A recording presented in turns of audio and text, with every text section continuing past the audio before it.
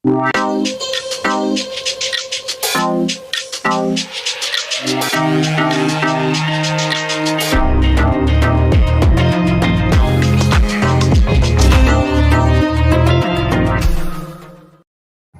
అందరికీ నమస్తే. మరి మనం ఎక్కడికి వచ్చినామంటే ఈరోజు పెద్దపల్లి జిల్లా బసంత్ నగర్ దగ్గరికి రావడం జరిగింది. మరి అందులో భాగంగా మన నెంబర్ 1 క్రియేటర్ ఛానల్లో దేశభక్తి గేయాల పాటల పోటీలు నిర్వహించడం జరిగింది. మరి అందులో మొదటి బహుమతిగా మరి ఈ బసంత్ నగర్లో ఉండేటువంటి సార్ని ఎంపిక చేయడం జరిగింది. మరి ఆ సార్ దగ్గరికి మేము ఈరోజు ఇక్కడికి వచ్చినాం. మరి సార్ ద్వారా మీకు మంచి మంచి పాటలు వినిపించడానికి మేము మీ ముందుకు వస్తున్నాం. మరి మొదటగా మన సార్ గారిని మాట్లాడవలసిందిగా కోరుకుంటున్నాం. అందరికీ నమస్కారం సార్. ముఖ్యంగా మీరు పెట్టినటువంటి ఈ యొక్క పాటల పోటీ మమ్మల్ని ఎంతగానో ఉత్తేజపరిచింది, ఉత్సాహంగా పాల్గొనే విధంగా చేసింది. ముఖ్యంగా ఈ యొక్క కళాకారులు మరుగున పడుతున్నటువంటి ఈ యొక్క కళాకారులని మీ సమక్షంలో మీ పాటల పోటీ ద్వారా వందలాది కళాకారులని ఏకతాటిపైకి తెచ్చినందుకు మీ అందరికీ కృతజ్ఞతలు, ధన్యవాదాలు తెలియజేస్తున్నాను సార్.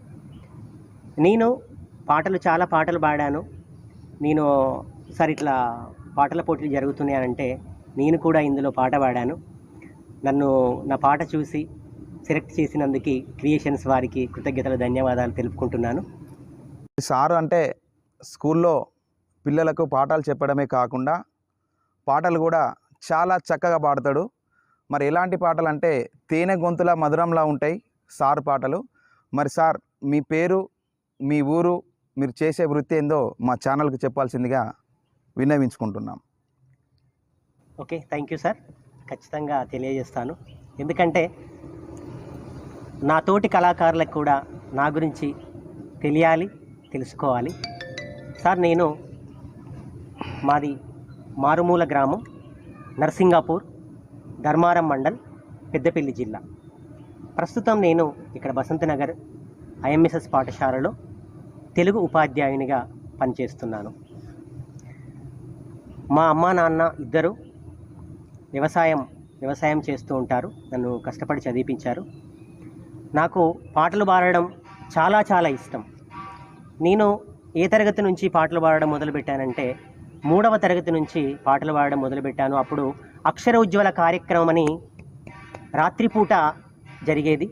అక్షర ఉజ్వల కార్యక్రమంలో భాగంగా నేను 3rd క్లాస్లో, అది ఎలా నాకు ఛాన్స్ వచ్చిందంటే అందరూ పాటలు పాడుతూ ఉంటే ఒక జీప్ డ్రైవరు స్టేజ్ మీదకి ఎక్కి మా తెలుగు తల్లికి మల్లెపూదండని పాట పాడాడండి.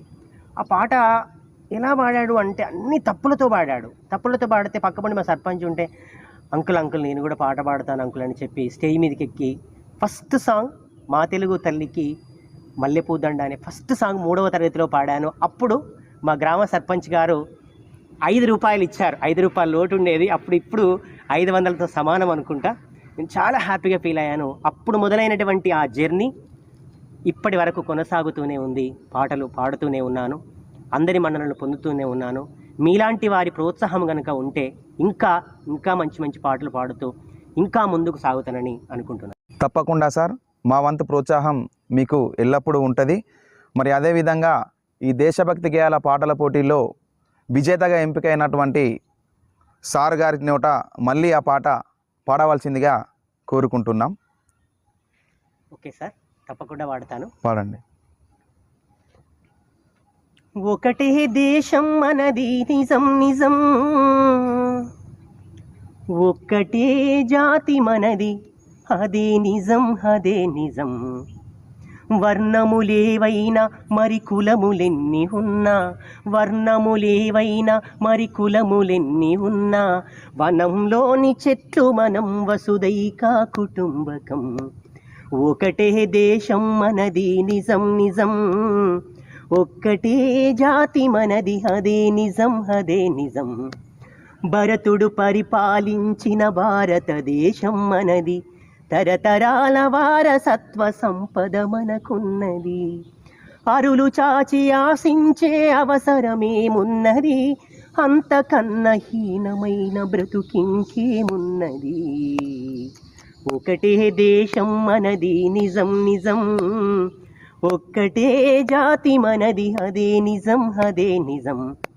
వాల్మీకి మనవాడే రాసెను రామాయణం, వ్యాసుండెవరో కాదు రాసే మహాభారతం. వాల్మీకి మనవాడే రాసెను రామాయణం, వ్యాసుండెవరో కాదు రాసే మహాభారతం. అష్టాదశ పురాణాలు అంతులేని ధర్మాలు అందించిన ఋషులందరూ వాదనీయవాదులే. ఒకటే దేశం మనది నిజం నిజం, ఒక్కటే జాతి మనది అదే నిజం అదే నిజం. రాజ్యాంగ నిర్మాత బాబా అంబేడ్కరుడే, భరత జాతి నిర్మాత బాపు మహాత్ముడే. రాజ్యాంగ నిర్మాత బాబా అంబేడ్కరుడే, భరత జాతి నిర్మాత బాపు మహాత్ముడే. గుండుకెదురుగా గుండెను నిలిపినా, గుండుకెదురుగా గుండెను నిలిపిన అల్లూరి సీతారామరాజు మనవాడే. సావిత్రి అనసూయలు జన్మించిన పుణ్యభూమి, ఝాన్సీ లక్ష్మీబాయి పుట్టిన మన భరత భూమి. సత్యాన్వేషణకై తమ సర్వస్వాన్నర్పించిన త్యాగులు యోగులు బలిరె వీరులెందరో. ఒకటే దేశం మనది నిజం నిజం, ఒక్కటే జాతి మనది అదే నిజం అదే నిజం. Thank you sir. సార్ బాగా పాడారు పాట. మరి మీకు ఈ పాటలకు ఎవరైనా గురువు ఉన్నారా సార్?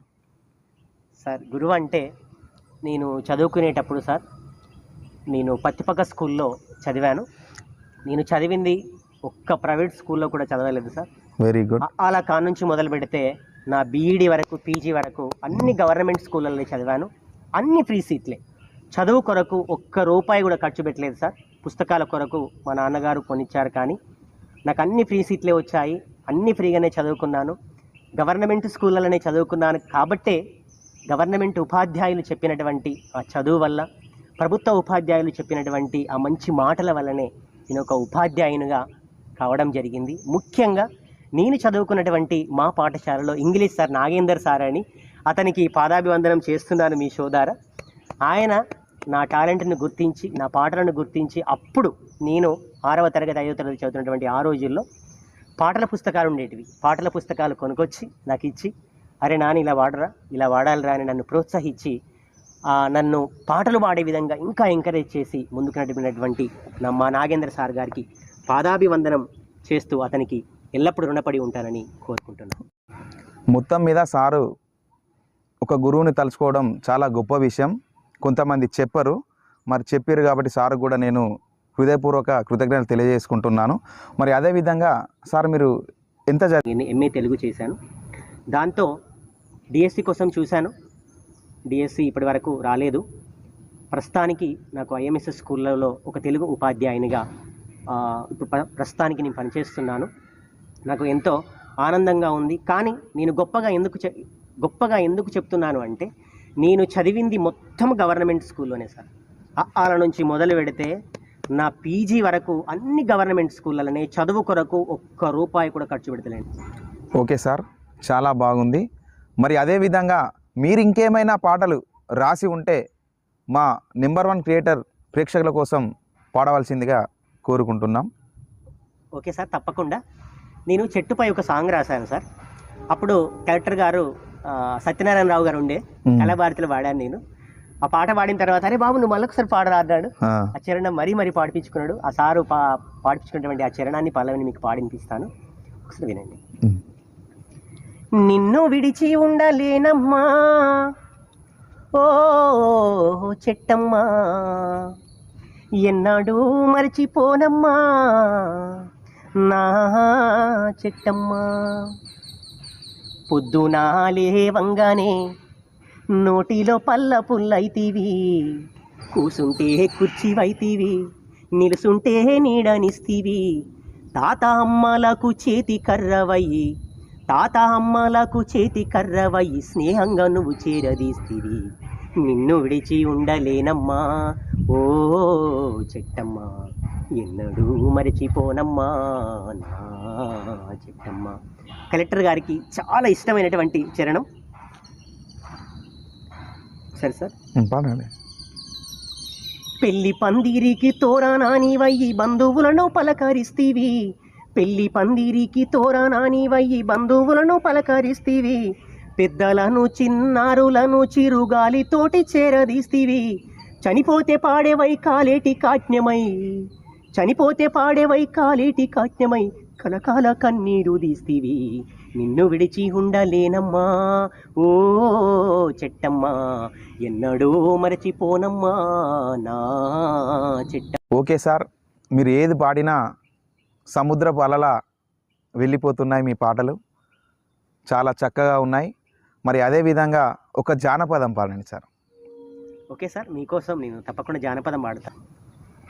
చిన్ని చిన్ని దానవే ఓ పిల్ల పజ్జొన్న గోసేదానా చిన్ని చిన్ని దానవే ఓ పిల్ల పజ్జొన్న గోసేదానా ఆ కళ్ళు దూపళ్ళు నిను గోరి వచ్చితి కాపి జొన్నలు కాయవే ఆ కళ్ళు దూపళ్ళు నిను గోరి వచ్చితి కాపి జొన్నలు కాయవే ఏలు బట్టేవాడివా ఓ పిల్లగా పోలు తిరిగేవాడవా ఏలు బట్టేవాడవా ఓ పిల్లగా పోలు తిరిగేవాడవా పాలు పెరుగు దాగి పట్టే మంచం మీద పావలించేవాడవా పాలు పెరుగు దాగి పట్టే మంచం మీద పావలించేవాడవా ఈడు జోడు కలసునే ఓ పిల్ల ఉయ్యాలలు పొచ్చునే ఈడు జోడు కలసునే ఓ పిల్ల ఉయ్యాలలు పొచ్చునే లగ్గం చేసుకుంటా ముద్దుగా చూసుకుంటా చెప్పినట్లు ఇంటనే లగ్గం చేసుకుంటా ముద్దుగా చూసుకుంటా చెప్పినట్టు ఇంటనే. Okay, thank you sir. Okay okay okay sir.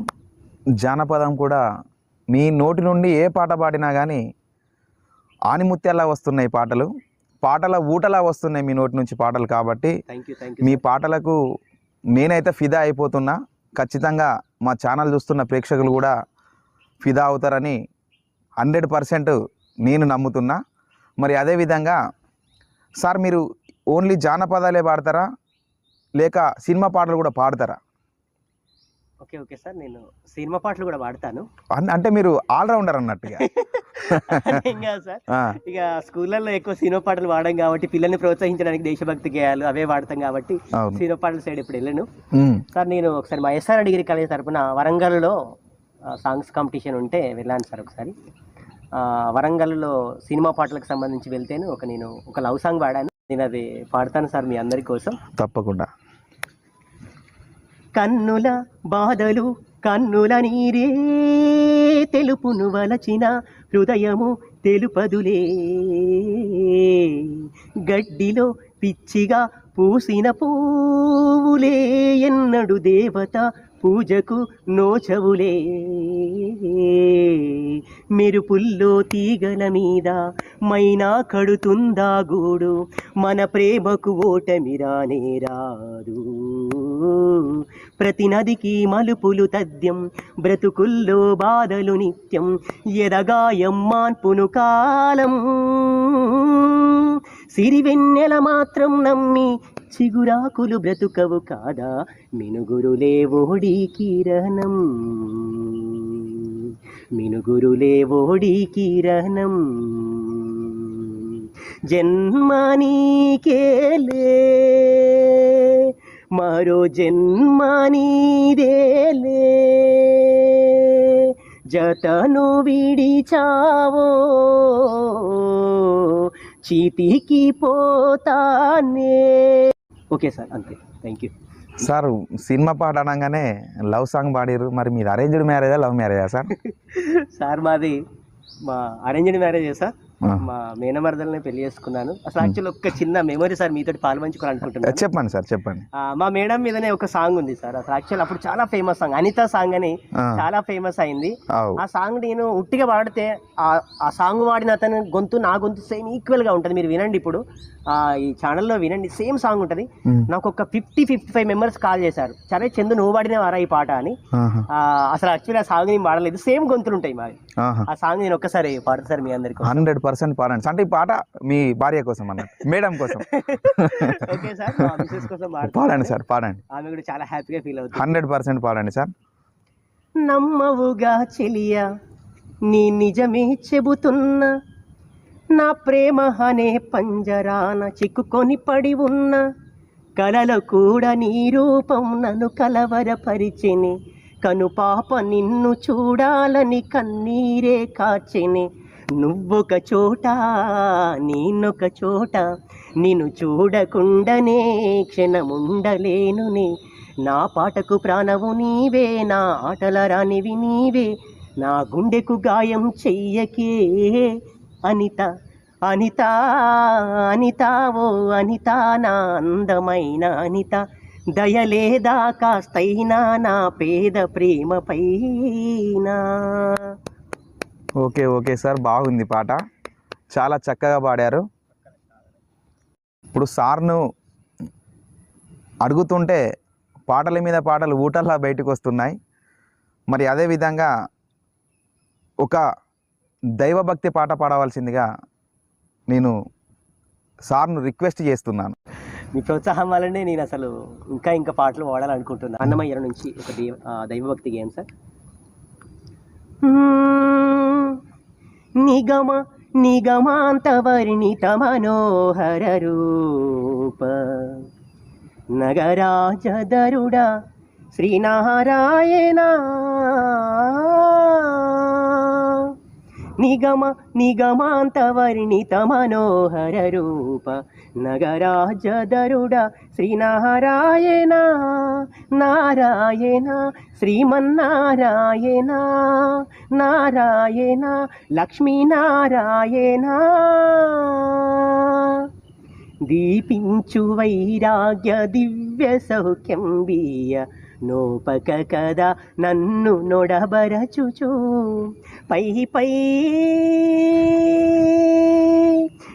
పైనే సంసార బంధముల కట్టేవు, నా పలుకు చెల్లున నారాయణ.